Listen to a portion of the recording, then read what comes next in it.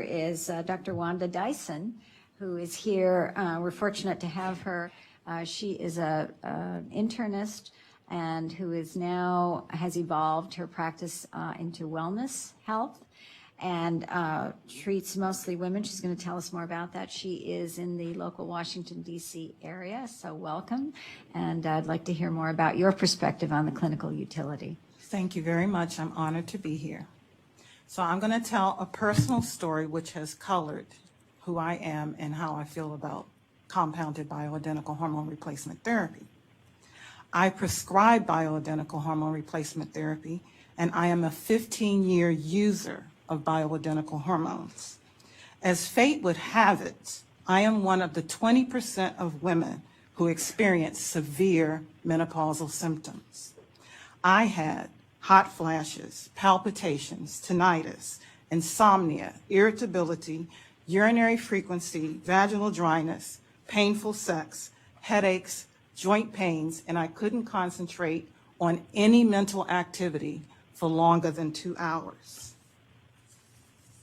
This began a few years after the 2002 Women's Health Initiative press release that HRT increased the risk of breast cancer, heart attack, stroke, and thromboembolism, and during a time when 5 of my friends were being diagnosed with breast cancer. They had never used HRT. I, too, during this time, had a breast lump that wasn't cancer. I entered menopause amidst a prevailing climate of fear. Physicians were afraid to prescribe HRT, and most women were afraid to use it. However, my pain and suffering outweighed the risk of HRT. Despite my fears, I asked my gynecologist to prescribe, which would then have been synthetic HRT, which would have been Prempro since I had an intact uterus. He refused because I'd had the breast lump. And based on the Women's Health Initiative findings, he thought HRT increased my chances of getting breast cancer. Instead, excuse me, he offered me Prozac and said I could live with my symptoms. I estimated that I would need a handful of medications to live with my symptoms. How long would this go on, I wondered? My aunt, who was 80, was still having hot flashes, and women in my family live well into their 80s and 90s. Enduring my state for 30 years or longer was unimaginable. I called a compounding pharmacist who assisted me with bioidentical hormone dosing. Magically, in less than a month, all of my symptoms were gone. Were my symptoms gone forever? I found out recently. Over the most recent Labor Day holiday, I accidentally ran out of my hormones. In that short time, my headaches and joint pains returned, and it felt like an ice pick penetrated my left eye and exited the back of my brain. I'm miserable and intolerable without my hormones. I can't live without them. I am the face of a postmenopausal woman who uses bioidentical hormone replacement therapy. Before prescribing BHRT to my patients, I wanted to be sure, at least reasonably, that it was safe.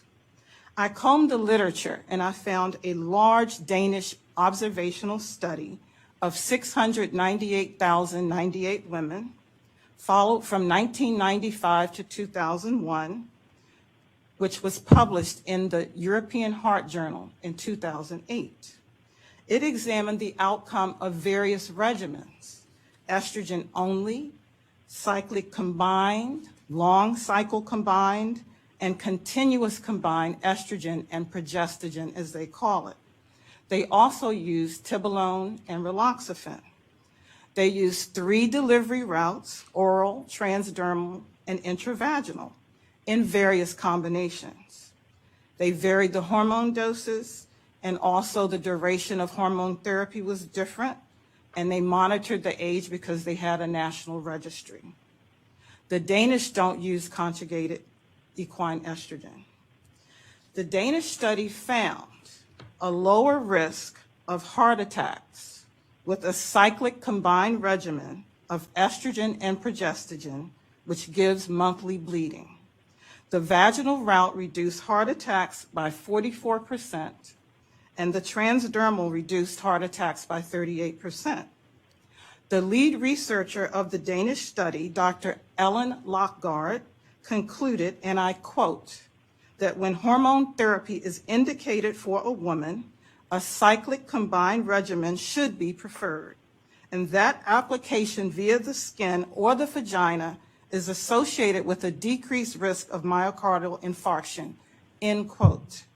She also stated they have no reason to believe that these recommendations increase the risk of other diseases influenced by hormone therapy, such as breast cancer, venous thromboembolism, and stroke. I am reasonably confident that rhythmically dosed cyclic BHRT with a monthly bleed is the way to go. I see menopause as an estrogen deficiency state which should be treated as we would any other hormone deficiency state. For instance, in the same way we replace thyroid hormone for hypothyroidism or insulin for type 1 diabetes. I am a strong advocate of BHRT.